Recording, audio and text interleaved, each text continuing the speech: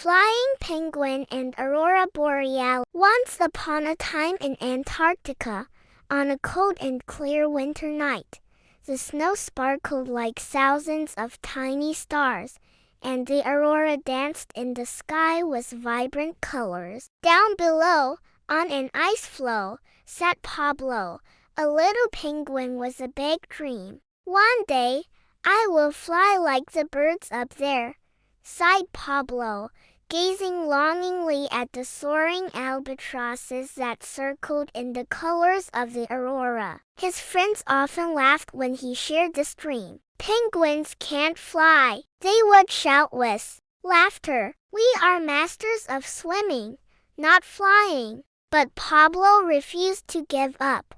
That night, he decided to explore the wide landscape in hopes of finding a way to fulfill his dream. Carefully, Pablo stepped across the ice, passing sleeping seals and glimmering crystals. After a while, he reached a steep cliff that towered over the endless icy sea. He cautiously approached and saw a large albatross resting on a rocky ledge. Its black feathers shimmered in the moonlight, and its long wings were gracefully folded. "Who's there?" cried the albatross, lifting its head. Its sharp yet friendly eyes curiously examined Pablo. "Excuse me, Mr. Albatross," Pablo said shyly. "I didn't mean to interrupt you, but I have a big dream. I really want to fly and thought you might help me." The albatross slightly spread its wings as if emphasizing its majestic appearance. "Fly? Why do you want to do that?" it asked in a soft but intrigued voice. Pablo paused for a moment before answering. "Up there, the world must be so beautiful. I want to see how the ice sparkles, how the mountains rise, how the aurora dances just as you see it."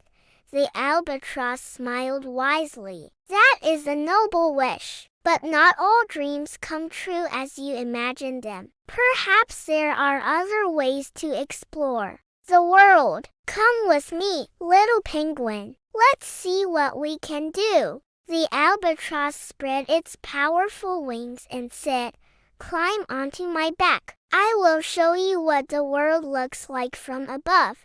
Pablo hesitated for just a moment before carefully climbing onto the warm, fluffy back of the albatross. With a powerful flap of its wings, the albatross soared into the sky, and Pablo gasped in amazement as the icy landscape below grew smaller and smaller. "This is incredible!" Pablo exclaimed excitedly as the colors of the aurora danced around him and stars sparkled like diamonds. "The world is full of wonders," said the albatross, "but there is still much you cannot see with your eyes. I will take you to a special place." They flew over icebergs and canyons until they landed in a remote spot where an ancient statue of a penguin stood amidst shimmering ice. Its wings were made of crystal ice.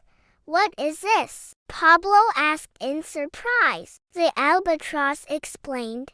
"This statue commemorates a penguin who once fulfilled your dream. He wanted to fly so much that he used the magic of the aurora. But when he flew away, he realized he was losing something more important, the chance to swim with friends and enjoy his home. He learned that it's better to make the most of what you have than always wish to be someone else." Pablo pondered over the albatross's words for a long time before softly saying, "I love swimming and playing with my friends. Maybe I don't need to fly to discover the world."